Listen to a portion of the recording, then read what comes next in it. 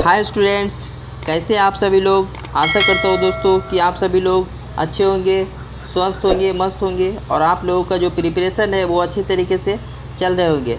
तो जी हाँ दोस्तों, देखिए मैं यहाँ पे झारखंड एकेडमिक काउंसिल के जो मैट्रिक के एग्ज़ाम होने वाले हैं तो उसका जो टर्म 1 का एग्ज़ाम है फ्रेंड्स, जो कि आपका MCQ टाइप क्वेश्चन आने वाले हैं, ठीक है, ऑब्जेक्टिव टाइप। तो उसी का आज टर्म 1 का मैं आपका सामाजिक विज्ञान, जी हाँ दोस्तों, SST का जो आपके क्वेश्चन है मॉडल सेट पेपर 2, उसी को आपके सामने लेकर आया हूँ और इसका सारा आंसर मैं आज आप लोगों के सामने बताने वाला हूँ फ्रेंड्स। और हाँ दोस्तों, देखिए इस मॉडल सेट पेपर से आप ध्यान रखिएगा कि यहाँ से बहुत सारे क्वेश्चन आपको डायरेक्ट एग्ज़ाम में देखने को मिलेंगे। तो मैं आप लोगों से रिक्वेस्ट करता हूँ कि ये सारे क्वेश्चन को आप लोग रट लीजिए, चाहे जिस भी तरह से हो दोस्तों। वीडियो के एंड तक बने रहे, ठीक है, आपको किसी भी तरह का कोई भी दिक्कत नहीं होगी। और उसके अलावा किसी प्रकार का अगर दिक्कत होता है दोस्तों तो आप कमेंट में हमसे पूछ सकते हैं, ओके। तो और हाँ दोस्तों, देखिए मॉडल सेट पेपर से आपको एक आइडिया भी मिल जाएगा कि किस तरह से एग्ज़ाम में आपके क्वेश्चन आने वाले हैं। आपका जो ये पैटर्न है एकदम सेम इसी टाइप का रहेगा। और ध्यान रखिएगा कि इस मॉडल सेट पेपर से बहुत सारे क्वेश्चन आपके डायरेक्ट एग्ज़ाम में आने वाले हैं। तो मैं जो भी 5 सेट करवाने वाला हूँ उसे आप ध्यान से कर लीजिए। ये मॉडल सेट पेपर 2 है, इससे पहले मैं मॉडल सेट पेपर 1 सॉल्यूशन करवा दिया हूँ। तो अभी तक अगर आप उसे नहीं देखे हैं तो इस वीडियो के डिस्क्रिप्शन में मैं लिंक दे दूँगा, आप उसे ज़रूर से देख लीजिएगा। और हाँ दोस्तों, उससे पहले यदि आप हमारे इस चैनल पर अभी तक नए हैं तो चैनल को ज़रूर से सब्सक्राइब कर लीजिए, क्योंकि देखिए सब्सक्राइब करने से आपको लॉस तो नहीं होने वाला है, बल्कि आपको किसी न किसी प्रकार से बेनिफिट मिलने ही वाले हैं फ्रेंड्स। क्योंकि यदि आप चैनल को सब्सक्राइब करके रखते हैं तो आने वाली कोई भी वीडियो आपसे मिस नहीं हो पाएंगे। सबसे पहले वो वीडियो आप देखने के लिए चैनल को सब्सक्राइब करके जो बेल आइकन है उसे प्रेस करके ऑल वाले ऑप्शन में क्लिक कर दिएगा दोस्तों। और देखिए दोस्तों, आपसे जहां तक पॉसिबल हो पाए आप लोग इस वीडियो को ज़्यादा से ज़्यादा शेयर कर दीजिए, ठीक है, ताकि हो सकते हैं आपके एक शेयर से कोई और भी विद्यार्थी सफल हो जाए। तो चलिए आज के वीडियो को शुरू देख लीजिए। जैसे कि आप लोग यहाँ पे देख सकते हैं, विषय सामाजिक विज्ञान मॉडल सेट पेपर 2। चलिए आते हैं हम लोग पहला क्वेश्चन पे। तो देखिए आज का जो फर्स्ट क्वेश्चन है, 1789 ईस्वी में फ्रांस की क्रांति के समय किसका शासन था? तो याद रखिएगा लुई 16, ठीक है, इसका ध्यान रखिएगा फ्रेंड्स। इसका आंसर जो है लुई 16 का शासनकाल था 1789 में, जिस समय फ्रांस की क्रांति हो रही थी उस समय। क्वेश्चन नंबर 2 देख लीजिए। द स्पिरिट ऑफ लॉ नामक पुस्तक का लेखक कौन था? तो इस पुस्तक के जो लेखक थे वो याद रखिएगा आप लोग, मॉन्टेस्क्यू इसका करेक्ट आंसर है। क्वेश्चन नंबर 3 में देख लीजिए।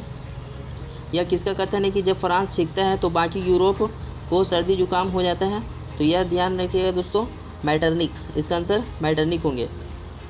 क्वेश्चन नंबर 4 है, जर्मनी का एकीकरण कब हुआ था? तो ध्यान रखिएगा, जर्मनी का एकीकरण 1871 में हुए थे। और अगर आपसे पूछ दे इटली का एकीकरण तो वो आप याद रखिएगा 1861, ठीक है। यहाँ पे जर्मनी का एकीकरण पूछा है तो 1871 इसका करेक्ट आंसर हो जाएगा। क्वेश्चन नंबर 5 है, फ्रेडरिक आर्य कौन थे? तो इसका आंसर जो है वो एक फ्रांसीसी चित्रकार थे, ठीक ना, याद रखिएगा फ्रांसीसी चित्रकार। क्वेश्चन नंबर 6 है, गांधी जी दक्षिण अफ्रीका कब गए थे? तो देखिए गांधी जी दक्षिण अफ्रीका जो गए थे दोस्तों वो 1893 में गए थे, ठीक है। और भारत वापस दक्षिण अफ्रीका से जो लौटे थे तो वो याद रखिएगा 1915 में गांधी जी 9 जनवरी 1915 को गांधी जी वापस इंडिया लौट आए थे। तो यहाँ पे पूछ रहे हैं गांधी जी दक्षिण अफ्रीका कब गए? तो 1893 इसका करेक्ट आंसर है। क्वेश्चन नंबर 7 देख लीजिए। चौरी चौरा में हिंसक घटना कब हुई थी? तो याद रखिएगा 5 फरवरी 1922 को चौरी चौरा ये घटना हुई थी, ठीक है। चौरी चौरा देखिए ये उत्तर प्रदेश में गोरखपुर में ये एक जगह है दोस्तों, तो वहीं पे ये घटना हुई थी। देखिए क्वेश्चन नंबर 8 है फ्रेंड्स, रॉलेट एक्ट कब पारित हुआ? तो याद रखिएगा रॉलेट एक्ट 1919 में पारित हुआ था। क्वेश्चन नंबर 9 में देख लीजिए, वंदे मातरम गीत किस पुस्तक से लिया गया है? इसका आंसर हो जाएगा आनंद मठ, करेक्ट आंसर आनंद मठ होंगे। क्वेश्चन नंबर 10 देखिए, बापू किन्हें कहा जाता है? तो ये तो आप सभी लोगों को पता ही होगा, महात्मा गांधी जी को बापू के नाम से जाना जाता है। क्वेश्चन नंबर 11 में देखिए, समाप्यता के आधार पर संसाधन कितने प्रकार के होते हैं? तो ध्यान रखिएगा 2 प्रकार के होते हैं समाप्यता के आधार पे। ठीक है, एक नवीकरण और दूसरा अनवीकरण। डुअल में निम्नलिखित में से किस राज्य में सीढ़ीदार खेती की जाती है? तो ध्यान रखिएगा, सीढ़ीदार खेती वहीं पे होंगे जहाँ पे पहाड़ी क्षेत्र होंगे। तो यहाँ पे देख लीजिए पहाड़ी क्षेत्र में कौन है दोस्तों? उत्तराखंड। उत्तराखंड इसका करेक्ट आंसर हो जाएगा। क्वेश्चन नंबर 13 में देखिए, पूर्वी तट के नदी डेल्टाओं पर किस प्रकार की मृदा पाई जाती है? तो याद रखिएगा, जलोढ़ मृदा। क्वेश्चन नंबर 14 देख लीजिए, किस मृदा को रेगर या स्वतः जुताई वाली मिट्टी भी कहा जाता है? तो ध्यान रखिएगा, रेगुर मृदा, ठीक है, किसे कहते हैं हम लोग? काली मिट्टी को रेगुर मिट्टी के नाम से भी जाना जाता है, ठीक है, और ये कपास की खेती के लिए काफ़ी ज़्यादा उपयोगी होते हैं। क्वेश्चन नंबर 15 में देख लीजिए, इनमें से कौन सा संरक्षण तरीका समुदायों की सीधी भागीदारी नहीं करता है? तो ध्यान रखिएगा, देखिए संयुक्त वन प्रबंधन, चिपको आंदोलन, बीज बचाओ आंदोलन, वन्य जीव पशु विहार का परिसीमन। इसका आंसर ऑप्शन घ हो जाएगा। क्या कि देखिए इसमें जैसे संयुक्त वन प्रबंधन में इसमें भी डायरेक्ट मतलब लोग पार्टिसिपेट करते हैं, चिपको आंदोलन में भी, बीज बचाओ आंदोलन में, बट ये जो है वन्य जीव पशु विहार का परिसीमन ये सरकार के द्वारा मतलब इसका देख रेख किया जाता है। तो इसमें लोग पार्टिसिपेट डायरेक्ट तरीके से भाग इसमें नहीं लेते हैं। चलिए आते हैं हम लोग नेक्स्ट क्वेश्चन नंबर 16 के ऊपर। तो देखिए क्वेश्चन नंबर 16 में आपका, भारत जैव विविधता में समृद्ध देश है, विश्व की कितनी प्रतिशत उपजातियाँ भारत में पाई जाती है? तो याद रखिएगा 8%। ऑप्शन का इसका करेक्ट आंसर है। भारतीय वन्य जीव रक्षण अधिनियम कब लागू किया गया था? तो याद रखिएगा इसका आंसर 1972 है दोस्तों। चलिए आते हैं हम लोग क्वेश्चन नंबर 18 के ऊपर। क्वेश्चन नंबर 18 में ध्यान रखिएगा, क्या बोल रहे हैं कि भारत में बहुउद्देशीय नदी परियोजनाओं को आधुनिक भारत का मंदिर किसने कहा? तो याद रखिएगा, जो बहुउद्देशीय नदी परियोजनाओं को आधुनिक भारत का मंदिर का है वो जवाहरलाल नेहरू जी है, ठीक है, नेहरू जी इसका करेक्ट आंसर हो जाएंगे। दामोदर नदी घाटी परियोजना किस राज्य में स्थित है? तो आप लोगों को पता ही है, दामोदर नदी घाटी परियोजना हमारे अपने प्रिय स्टेट झारखंड में स्थित है। देख लीजिए क्वेश्चन नंबर 20, सरदार सरोवर बांध से कौन सा राज्य प्रभावित होता है? तो इसका आंसर गुजरात हो जाएंगे दोस्तों, ठीक है। और आप लोगों को इससे पहले मैं पहला मॉडल सेट पेपर में बताया था कि सरदार सरोवर बांध आखिर किस नदी पे बनाए गए हैं। तो इसका आंसर आप लोग कमेंट में बताइएगा कि सरदार सरोवर बांध किस नदी पे बने हुए हैं। आते हैं क्वेश्चन नंबर 21 के ऊपर। क्वेश्चन नंबर 21 में है, औसत आय प्रति व्यक्ति आय की गणना किस प्रकार की जाती है? तो देख लीजिए, देश की कुल आय उसको डिवाइड कर देते हैं हम लोग देश की कुल जनसंख्या से, तो हमारा औसत आय निकल जाती है। क्वेश्चन नंबर 22 देख लीजिए, विभिन्न देशों के वर्गीकरण करने के लिए विश्व बैंक किस मापदंड का प्रयोग करता है? तो याद रखिएगा प्रति व्यक्ति आय। ओके दोस्तों, तो चलिए हम लोग आते हैं क्वेश्चन नंबर 23 के ऊपर। देखिए 23 में है, नवीकरणीय साधन का उदाहरण डैश है। तो देखिए नवीकरण साधन वैसे संसाधन को कहते हैं जो कि एक बार यूज के साथ दोबारा यूज में लाया जा सके। तो देखिए क्या कोयला को एक बार यूज करने के बाद दोबारा यूज हो पाएगा? नहीं, वो तो एक बार यूज करने के बाद वो जलकर ख़त्म हो जाते हैं दोस्तों। पेट्रोल भी एक बार यूज हो गया तो दोबारा यूज में नहीं आएगा। बट यहाँ पे देखिए ऑप्शन गा में, ऑप्शन गा में देखिए भूमिगत जल, भूमिगत जल एक बार यूज के साथ दोबारा भी इसे हम लोग यूज में ला सकते हैं। तो इसका आंसर ऑप्शन गा हो जाएंगे, ठीक है। तो ये सब चीज़ आप देख के जाइएगा, नवीकरण संसाधन, अनवीकरण संसाधन किसे कहते हैं, इसके एग्जाम्पल, ये सारा चीज़ आप लोग पढ़ लीजिएगा। चलिए आते हैं क्वेश्चन नंबर 24 में, लोगों के विकास के लक्ष्य डैश होते हैं। तो लोगों के जो विकास के लक्ष्य होते हैं वो भिन्न या परस्पर विरोधी होते हैं, ठीक है। चलिए आते हैं क्वेश्चन नंबर 25।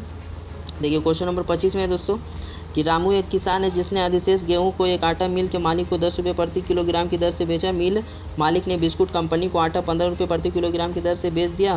बिस्कुट कंपनी ने आटे के साथ चीनी एवं तेल जैसी चीज़ों का उपयोग कर बिस्कुट के 4 पैकेट बनाई और बाज़ार में उपभोक्ताओं को 80 रुपये में यानी कि 20 रुपये प्रति पैकेट बिस्कुट बेच देता है। तो सकल घरेलू उत्पाद की गणना में उपर्युक्त में से किस वस्तु के मूल्य को लिया जाएगा?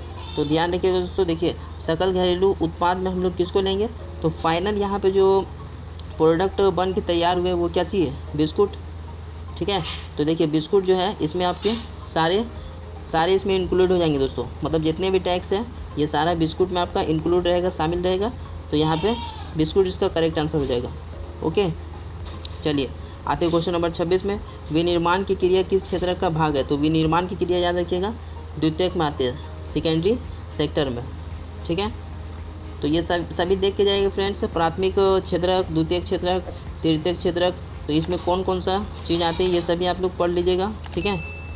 बहुत इंपॉर्टेंट है दोस्तों, यहाँ से एक क्वेश्चन आपके रहेंगे ही, ठीक है, कि प्राथमिक क्षेत्र का उदाहरण क्या चाहिए, द्वितीय क्षेत्र का उदाहरण क्या है, इस तरह से दे सकते हैं आपको। चलिए क्वेश्चन नंबर 27 में आते हैं। तो ये क्वेश्चन नंबर 27 आपके, अनीता एक साड़ी की दुकान में काम करती है जहाँ सवैतनिक अवकाश का कोई भी प्रावधान नहीं है, जबकि सीता एक सरकारी अस्पताल में नर्स है जहाँ उसे वर्ष में कुछ दिन सवैतनिक अवकाश मिलता है। तो इन दोनों में से किसका क्षेत्र, कार्य क्षेत्र संगठित है और किसका असंगठित है। तो ध्यान रखिए दोस्तों, देखिए यहाँ पे बात हो रही है अनीता की, तो अनीता क्या चाहिए, एक साड़ी दुकान में काम करती है, और यहाँ पे सीता क्या चाहिए, एक सरकारी अस्पताल में। तो देखिए जो सरकारी अस्पताल में कहने का मतलब वो संगठित में आपके काउंट होंगे। तो सीता संगठित है और अनीता असंगठित है। तो ये ऑप्शन नंबर का इसका करेक्ट आंसर है। चलिए आते हैं क्वेश्चन नंबर 28। अंतिम वस्तुओं के मूल्य में मध्यवर्ती वस्तुओं का मूल्य डैश होता है। तो पहले से ही इंक्लूड होते हैं दोस्तों। देखिए जो भी फाइनल आपका जो प्रोडक्ट बन के तैयार होते हैं उसमें पहले से ही मतलब मध्यवर्ती वस्तु का मूल्य आपका शामिल रहता है। क्वेश्चन नंबर 29 है दोस्तों, राष्ट्रीय ग्रामीण रोजगार गारंटी अधिनियम कब अस्तित्व में आया। 2005 में। इसका आंसर क्या हो जाएगा। क्वेश्चन नंबर 30 में देखिए, भंडार को किस क्षेत्रक में शामिल किया जाता है। तो भंडार याद रखिएगा तृतीयक में आते हैं। किस में, तृतीयक में। ओके दोस्तों, क्वेश्चन नंबर 31 देख लीजिए, संघीय शासन व्यवस्था के संबंध में निम्नलिखित में से कौन सा असत्य है।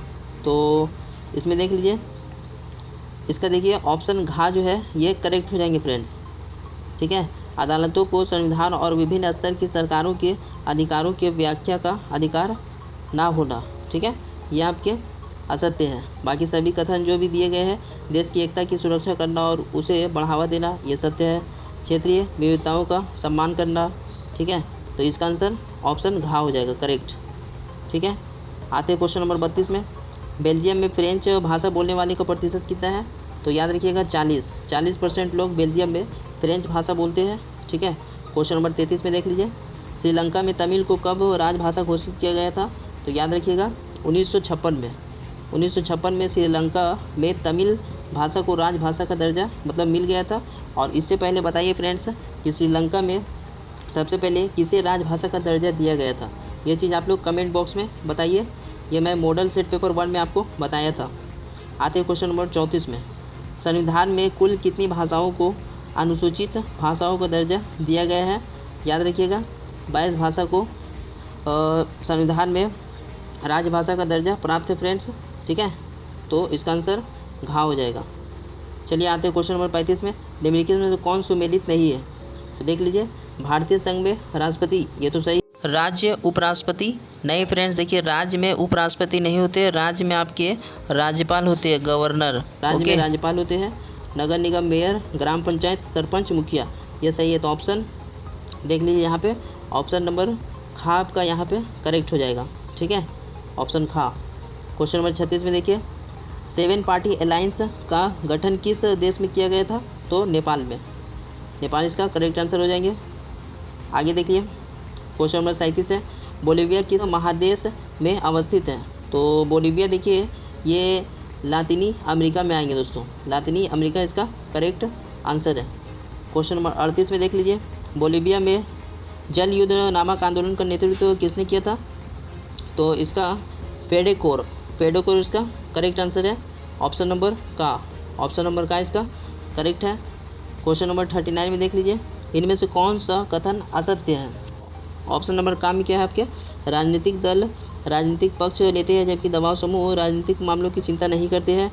दबाव समूह कुछ लोगों तक ही सीमित होते हैं जबकि राजनीतिक दल का दायरा ज़्यादा लोगों तक फैला रहता है। दबाव समूह सत्ता में नहीं आना चाहते जबकि राजनीतिक दल सत्ता हासिल करना चाहते हैं। दबाव समूह और राजनीतिक दल समान प्रकृति के होते हैं। नहीं दोस्तों, दबाव समूह और राजनीतिक दल ये समान प्रकृति के नहीं होते हैं, ठीक है।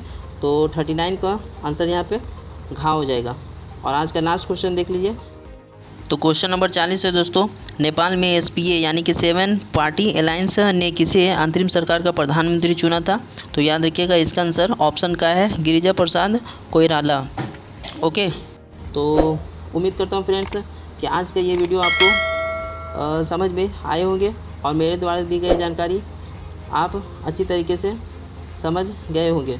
तो इस वीडियो को अधिक से अधिक अपने फ्रेंड्स में शेयर करें दोस्तों, और चैनल पर नए हैं तो चैनल को सब्सक्राइब करके रखें, ताकि जब भी मैं अगला वीडियो लाऊँ तो वो आपसे मिस ना हो सके। तो चलिए फिर मिलते हैं नेक्स्ट वीडियो में, तब तक के लिए जय हिंद।